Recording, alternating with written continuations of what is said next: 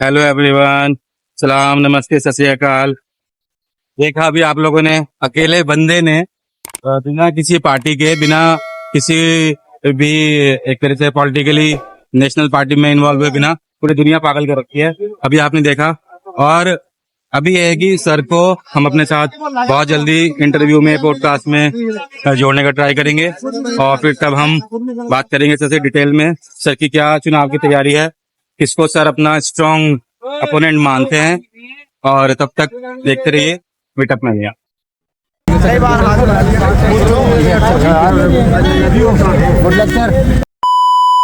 Hello everyone, सलाम, नमस्ते, सत श्री अकाल। और तो आज आप लोगों के साथ एक इंफॉर्मेशन शेयर करनी है कि मैं जो हमारे खानपुर के एमएलए सर हैं, उमेश कुमार सर, उनको 1 मंथ से ट्रेस कर रहा हूँ। और आज फाइनली सर ने हमको टाइम दिया है ऐसा नाइट में, लेट नाइट है, 12-1 बजे का टाइम दिया है, क्योंकि सर बहुत बिजी रहते हैं। तो आज बहुत इंटरेस्टिंग हमारी वीडियो होने वाली है, क्योंकि हमारे आज गेस्ट होने वाले हैं हमारे उमेश कुमार सर। रात के बज रहे हैं 2 और उमेश कुमार सर ने हमको दे दिया है मिलने का टाइम। और यह है कि अभी बहुत भीड़ है अभी भी यहाँ पे सर के कार्यालय में। तो अभी हम जाने वाले हैं और सर का शूट करने वाले हैं, सर से बात करने वाले हैं, सर की प्लानिंग जानने वाले हैं जो अपकमिंग लोकसभा चुनाव है उसके बारे में। तो बने रहिए, देखते रहिए मीटअप में। नहीं है, सब लोगों का वेट हो चुका है खत्म। हमारे साथ जुड़ चुके हैं खानपुर के एक ही बहुत ही फेवरेट जो हमारे विधायक हैं, उमेश कुमार जी। और उमेश कुमार जी ने अपनी जो ताल है वो ठोक दी है निर्दलीय प्रत्याशी के रूप में, जिनका चुनाव जी ने खेत ली। और हमने सर का जो नॉमिनेशन है वो भी शूट करा था, कवर करा था। हमने दिखाया था कि अकेले बंदे ने पूरी पब्लिक पागल कर रखी थी। तो इसी नोट के साथ हम स्वागत कर लेते हैं उमेश सर का अपने मीटअप इंडिया चैनल में। सर स्वागत है बहुत बहुत। तो सर मैं आपसे ये जानना चाहता हूँ कि उमेश कुमार को खानपुर का विधायक, सर्व समाज का नेता सब लोग जानते हैं। लेकिन उमेश कुमार के बारे में एक ऐसा क्या है कि उमेश कुमार जो है बॉलीवुड, स्पोर्ट्स, क्रिकेट और पॉलिटिक्स और जो धर्म क्षेत्र है, पहले से ही एक बहुत अच्छी पहचान है। ऐसा क्या हुआ उमेश कुमार के साथ में कि पॉलिटिक्स में एंट्री करनी पड़ी? थोड़ा सा बताइए। देखिए, तो क्या है कि सभी को मालूम है कि पत्रकार के साथ पूर्व विधायक ने बदतमीजी की। वहां से वो झगड़ा शुरू हो गया एक पत्रकार के सम्मान की बात को लेकर। होते होते वो राजनीतिक तक पहुंच गया। चुनाव लड़ने की बात आ गई, उन्होंने उनको चुनौती दे दी, हम लड़ लिए, लोगों ने जिता दिया। उमेश कुमार ने खानपुर विधानसभा में एक इम्पॉसिबल जो चैलेंज था, 5 बार के विधायक को बहुत ही एक बहुत अंतर से शिकस्त दी थी। तो क्या हम ये मानेंगे जो अभी सांसद के जो चुनाव आने वाले हैं उसमें उमेश कुमार अपनी जो जीत है उसका बिल्कुल बजा पाएंगे? देखिए, पहला चुनाव भी जनता का चुनाव था और इस बार का चुनाव भी जनता का चुनाव। तब भी जनता के प्रत्याशी थे, आज भी जनता के प्रत्याशी हैं। सारी पार्टियां एक हैं और सब एक होकर उमेश कुमार के खिलाफ चुनाव। अगर आपसे हम ये जानना चाहें कि आप सबसे अपना जो कॉम्पिटिटर है, किसको अपना जो एक धुर विरोधी कॉम्पिटिटर मानते हैं अभी आगामी लोकसभा चुनाव? हमारे और भाजपा के बीच में इस समय टक्कर है। कांग्रेस किसी गिनती में नहीं है और ऊपर वाले ने चाहा तो परिणाम भी ऐसे हैं। तो उमेश कुमार के बारे में ये भी पहले देखा गया है कि आपने रावत स्क्वायर से बोल रहा हूँ, हरीश रावत और त्रिवेंद्र सिंह रावत, दोनों को आपने एक्सपोज किया है पूरे उत्तराखंड के सामने, पूरे देश के सामने। तो आप मेरे को आप मैं ये चीज जानना चाहता हूँ आपसे कि जो त्रिवेंद्र सिंह रावत रहे हैं, उनका जो मुख्यमंत्री काल जो भी रहा है सबने देखा है, हमारे देश ने, हमारे उत्तराखंड ने, सबने देखा है। तो ना वहाँ पे गढ़वाल वालों की कुछ सुनवाई हुई, ना कुमाऊं वालों की सुनवाई हुई, और हरिद्वार वालों के साथ तो एक बहुत ही आइसोलेशन, बहुत ही एक वैसा उनके साथ व्यवहार हुआ कि अगर कोई हरिद्वार से जाता था तो उसको 5 घंटे एक एक्स्ट्रा वेटिंग में बिठाया जाता था। तो इस पे उमेश कुमार क्या बोलेंगे? देखिए, वो व्यक्ति बेसिकली पहाड़ विरोधी है। वो व्यक्ति आम जनमानस का विरोधी है और खासतौर पर जो गरीब व्यक्ति है उनको तो वो अपने आसपास भी नहीं आने देना चाहते। उनमें इतना अहंकार है। मुझे लगता है कि इस तरीके के लोगों का सार्वजनिक जीवन में होना बड़ा कष्टदायक होता है। और खैर, अपनी अपनी लोगों की प्रवृत्ति होती है। बस ये है कि मैं यही कहना चाहता हूँ कि अपना अहंकार खत्म करना चाहिए और सार्वजनिक जीवन में है तो लोगों से जुड़ना चाहिए।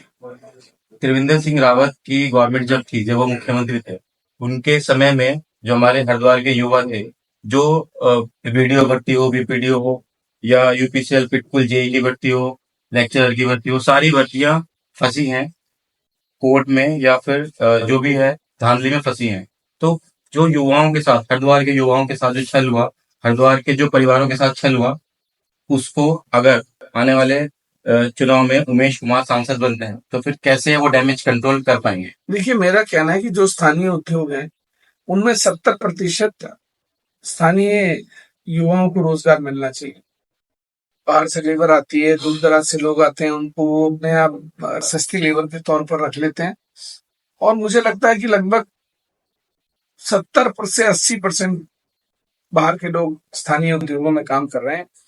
हमें सबसे पहले उस पर रोक लगानी होगी, तो हमारे युवाओं को रोजगार स्वयं मिलने लग जाएगा। रोजगार के साधन भी जुटाने होंगे और नए उद्योग भी लाने होंगे, इन्वेस्टर्स भी लाने होंगे। बहुत सारे काम है जो हरिद्वार जनपद के लिए भी होने हैं। उमेश कुमार खानपुर का विधायक होते हुए खानपुर को ही अपना नहीं मानते, उत्तराखंड के 13 जिले, पश्चिमी उत्तर प्रदेश, हरियाणा, पंजाब, दिल्ली, राजस्थान तक के लोग आपके पास अपनी समस्या लेके आते हैं। और ये मैंने देखा है कि डेली 500 से 1000 लोगों की समस्याएं ये है कि नहीं हो पाती, लेकिन ये है कि आप अपनी तरफ से पूरा प्रयास करते हैं कि निदान करके भेजें अपने दरवाजे से। तो क्या हम ये माने कि अगर हरिद्वार की जनता आपको प्यार दे के दिल्ली तक पहुंचाती है, तो जो 500 1000 का आंकड़ा है, ये डबल या 3 गुना कर पाएंगे आप? मैं तो जितने लोग, मेरा विश्वास है कि जो भी आपके दरवाजे आए वो खाली हाथ ना जाए। चाहे वो 200 हो, चाहे वो 500 हो, चाहे वो 2000। तो आंकड़ा जितना भी बढ़ेगा, किसी भी जनप्रतिनिधि के लिए सौभाग्य की बात होती है कि उसके घर पर लोग आए। मेरा मानना है, नेताओं का ये मानना होता है कि दरवाजा बंद कर दो, बस अंदर कार्यकर्ता ना आ जाए, पब्लिक ना आ जाए। तो सार्वजनिक जीवन में मेरा मानना है कि कार्यकर्ताओं को भी और क्षेत्रीय लोगों को भी ये एहसास होना चाहिए कि आपके जनप्रतिनिधि का घर का दरवाजा खुला है, कभी भी जाइए और काम करा लीजिए। तो मैंने सुना है कि सर आपके पास बीजेपी के जो एक नाम नहीं लेना चाहूंगा मैं, कि ऐसे ऐसे लोगों के जो कद्दावर नेता हैं, एक पद पे है, उनका फोन आता है कि वो बोलते हैं कि हम बीजेपी में हैं, इसलिए सपोर्ट में हैं अपने जो कैंडिडेट है बीजेपी का, लेकिन कहीं ना कहीं इनडायरेक्टली वो कहते हैं कि उमेश कुमार के साथ ही है। तो ये इसमें कितनी सच्चाई है? देखिए, मेरा ये कहना है कि मेरे फोन मुझे आते हैं नहीं आते उसका तो मुझे पता नहीं, लेकिन मैं इतना कहना चाहता हूं कि जो लोग समाज के प्रति सचेत हैं, जो लोग हिंदू मुस्लिम की राजनीति से ऊपर उठकर बात करते हैं, जो समाज के विकास की बात करते हैं, वो उमेश कुमार के साथ हैं। उनका मानना है कि उमेश कुमार अच्छा काम कर रहे हैं। हम पार्टी से बंधे जरूर है, लेकिन हम कार्यकर्ता उमेश कुमार के हैं। उमेश कुमार के बारे में ये भी कहा जाता है कि उमेश कुमार सर्वधर्म सम्मान को लेकर चलते हैं। तो आने वाले लोकसभा चुनाव में उमेश कुमार की क्या रणनीति रहने वाली है कि हिंदू, मुस्लिम, सिख, ईसाई जो भी है, स्वर्ण जाति का हो या कोई दलित जाति का हो, सबको एक मंच पे लाके अपने साथ जोड़ के रख पाए? तो उसके लिए क्या उमेश कुमार की रणनीति है? देखिए, रणनीति तो कोई उसको बनानी होगी ना जो दिमाग से काम लेते हैं। हम तो दिल से चलने वाले लोग हैं, हमको रणनीति क्या बना रही। उमेश कुमार ने जो पॉलिटिक्स की एक जो ऑर्थोडॉक्स सोच थी, एक रूढ़िवादी सोच थी, उसको कहीं ना कहीं ब्रेक करा है। कि ऐसा होता था कि जो उनका नेता है किसी भी जनता का, उससे मिल पाना, उसको देख पाना, उसको छू पाना, एक जो आम पब्लिक है उसके बस में नहीं था। लेकिन उमेश कुमार ने इस ऑर्थोडॉक्स जो एक रूढ़िवादी जो सोच है उसको ब्रेक किया है। तो उमेश कुमार, अगर कोई युवा, जैसे कि सबके रोल मॉडल होते हैं, किसी को हीरो बनना होता है, किसी को गायक, किसी को क्रिकेटर, अगर कोई युवा ये मान के चलिए कि अगर मैं ही अपने ऊपर लूं कि अगर मेरे को ही पॉलिटिक्स में आना है और आपको मैं अपना रोल मॉडल मानता हूँ, तो एक युवा को क्या मैसेज देंगे कि वो एक हेल्दी राजनीति, सब लोगों को साथ लेके कैसे राजनीति में एंटर कर सकता है? सबसे पहले तो हिंदू मुस्लिम की राजनीति छोड़ो, सर्व समाज की राजनीति करो, अपने आप रास्ते खुलते चले जाते हैं। राजनीति कोई रणनीतियां बनाकर नहीं होती है। दिल से राजनीति करो, अपने आप अच्छी राजनीति हो जाएगी। हम उमेश कुमार जी आपसे यही जान लेते हैं कि जो हमारे हरिद्वार का यूथ है वो बहुत परेशान रहा है बीजेपी की सांसद से, क्योंकि जो बीजेपी के पूर्व सांसद थे उनको भी ढूंढना पड़ता था। तो यह है कि अगर उमेश कुमार जी चुन के आते हैं, दिल्ली जाते हैं, तो हरिद्वार के लिए वो क्या क्या उनकी जो प्लानिंग्स हैं युवाओं के लिए, खास तौर से मैं जानना चाहता हूँ आपसे। युवा जो है हरिद्वार का, ये आप जानते हैं कि खास तौर से गवर्नमेंट जॉब के लिए बहुत ज्यादा उत्साहित रहता है। तो उमेश कुमार जी उसके लिए क्या प्रयास करेंगे अगर उमेश कुमार जी को यहाँ की जनता, यहाँ की युवा चुन के भेजते हैं दिल्ली? देखिए, सबसे पहले तो बेरोजगारी पर ध्यान देना, रोजगार के साधन जुटाने, उसके बाद स्वास्थ्य सेवाओं पर ध्यान देना। इसके अलावा हमारे जो स्कूल का सिस्टम है, प्राइमरी का, नर्सरी का, जो और अपना जूनियर हाई स्कूल का, हाई स्कूल का, हमको इस सिस्टम को सुधारना है ताकि महंगे स्कूलों में पढ़ाने के बजाय लोग सरकारी स्कूलों में पढ़ाना प्रेफर करें बच्चों। भ्रष्टाचार हमको ब्लॉक स्तर पे, तहसील स्तर पर जो भ्रष्टाचार है वो सबसे पहले खत्म करना है। जब भ्रष्टाचार खत्म हो जाएगा तो विकास अपने आप दिखने लगेगा। उमेश कुमार जी, मैं आपसे ये जान लेता हूँ कि अभी जैसे कि स्कूलिंग का जो टाइम चल रहा है कि नए एडमिशन हो रहे हैं, तो कहीं ना कहीं जो पेरेंट्स हैं उनको ठगा जा रहा है। मोटे मोटे 10-10, 12-12 हजार के कोर्स बेचे जा रहे हैं। तो जो एक पेरेंट्स हैं, जो एक कॉमन मैन है, जो एक जो जिसकी स्थिति इतनी अच्छी नहीं है कि वो 10-12 हजार के कोर्स खरीद पाए, तो उनकी जो प्राइवेट कॉलेजेस हैं, तो उसके लिए क्या उमेश कुमार जी की प्लानिंग है, उसकी कैसे नकेल कसेंगे उसमें? आप थोड़ा सा अपना प्लान ऑफ एक्शन बताइए इसके बारे में। देखिए, मेरा ये कहना है कि सरकारी स्कूलों पर आप नकेल नहीं कर सकते, लेकिन सरकार के मानक होते हैं कि आप क्या फीस ले सकते हैं, क्या ट्यूशन फीस ले सकते हैं, क्या बिल्डिंग फीस ले सकते हैं, क्या इंफ्रास्ट्रक्चर की आप फीस ले सकते हैं। उन सब पर जरूर नजर रखी जानी चाहिए कि ट्यूशन फीस कितनी वसूल रहा है स्कूल, एक्स्ट्रा करिकुलम की कितनी फीस वसूल रहा है, बिल्डिंग इंफ्रास्ट्रक्चर की क्या फीस वसूल रहा है। तो इन सब पर अगर हम नजर रख लें तब भी मुझे लगता है बहुत बड़ी राहत हम लोगों को दे सकते। तो इसी के साथ हम उमेश कुमार जी से जान लेते हैं। एक एक छोटा सा हम उनके साथ में एक राउंड करने वाले हैं जिसका नाम है टाइम अप राउंड। सर को टाइम मिलेगा 5 मिनट्स का, और हम एक एक करके सर को क्लू देंगे और जान लेंगे कि सर उसके बारे में क्या सोचते हैं। सर, मेरे को ये बताइए कि आप हिंदू के बारे में क्या सोचते परिवार, हैं? बाबा केदार। मेरे भगवान, मुस्लिम। भाई लोग, भाईचारा। रविदास और बाबा अम्बेडकर। रविदास जी मेरे सतगुरु महाराज, अम्बेडकर साहब हमारे बाबा साहब, हमारे संविधान के रचयिता। तो सब लोगों ने देखा कि उमेश कुमार जी ने 5 सेकंड का भी टाइम नहीं लिया। 10 सेकंड में हमारे जो चारों एक वो थे ट्रिकी क्वेश्चन थे, सबका जवाब दिया। ये इनकी खूबी है क्योंकि ये सर्व धर्म को, सब लोगों को एक साथ लेके चलते हैं। तो ये सर को मैं शुभकामनाएं देना चाहता हूँ। और अभी हम देख लेते हैं, हम सर के लिए एक छोटी सी भेंट लेके आए हैं हमारे मीटअप मैनिया परिवार की तरफ से।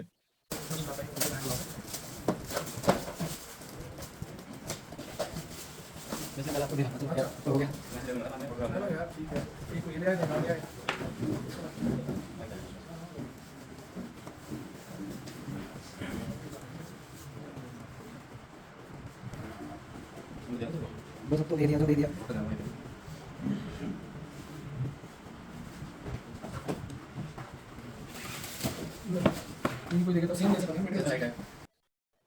और इसी नोट के साथ हम सर को शुभकामनाएं देते हैं पूरे मीटअप मैनिया परिवार की तरफ से कि सर हरिद्वार लोकसभा क्षेत्र से जीत के जाएं और दिल्ली जाके जो हमारी हरिद्वार की जनता है उनके दुख दर्द को, उनके मुद्दों को मजबूती से रखें, जैसा कि सर हमेशा से करता है। धन्यवाद।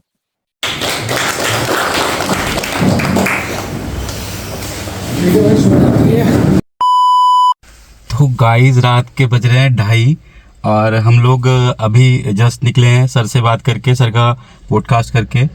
तो क्या एनर्जी लेवल था, सुबह से सर मीटिंग्स कर रहे हैं, जनसभाएं कर रहे हैं, और अभी भी सब लोगों ने देखा सर के चेहरे पे कोई भी थकान नहीं थी, कोई शिकन नहीं थी। और ये है कि सर इतने फ्रेश थे, इतने रिलैक्स थे कि जैसे अभी एकदम से बिल्कुल शुरुआत करी हो दिन की। लेकिन यह है कि बहुत ही मज़ा आया सर के साथ में, बहुत एनर्जेटिक आदमी है। और सर को हम पूरे मीटअप मैनिया परिवार की तरफ से उनके लोकसभा चुनाव के लिए देते हैं शुभकामनाएं। देखते रहिए मीटअप मैनिया।